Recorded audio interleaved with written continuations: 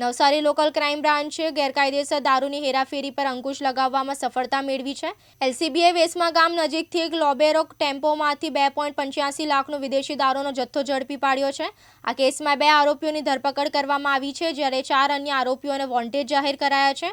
એલસીબીના senior police inspector વિજય જાડેજાની સૂચના મુજબ એલસીબી સ્ટાફ ખાનગી બાતમીદારો દ્વારા વોચ રાખી રહ્યો હતો। 12 ડિસેમ્બરના રોજ એસસી નયનકુમાર હનુભા અને એચસી દિગ્વિજયસિંહ રવજીભાઈને મળેલી બાતમીના આધારે નેશનલ હાઈવે નંબર 48 પર વેસમા ગામ ઓવરબ્રિજના દક્ષિણ છેડે મુંબઈથી અમદાવાદ જતી ટ્રેક પર નાકાબંધી ગોઠવવામાં આવી હતી। વોચ દરમિયાન એલસીબીની ટીમે બોલેરો મેક્સ પિકઅપ ટેમ્પોને રોક્યો હતો। ટેમ્પાની તપાસ કરતા તેમાં વેચ ડુંગળીની બોરીઓ અને પ્લાસ્ટિકના ખાલી કેરેટ્સની આડમાં સંડાયેલો દારૂનો જથ્થો મળી આવ્યો હતો।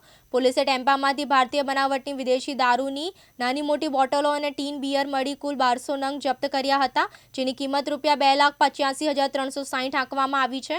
આ ઉપરાંત પોલીસે ₹5 લાખનો બોલેરો પિકઅપ ટેમ્પો અને ₹5,500ના 2 મોબાઈલ ફોન પણ કબજે કર્યા છે। આ ઓપરેશનમાં પોલીસે કુલ ₹7,90,860ની મત્તાનો મુદ્દામાલ જપ્ત કર્યો છે।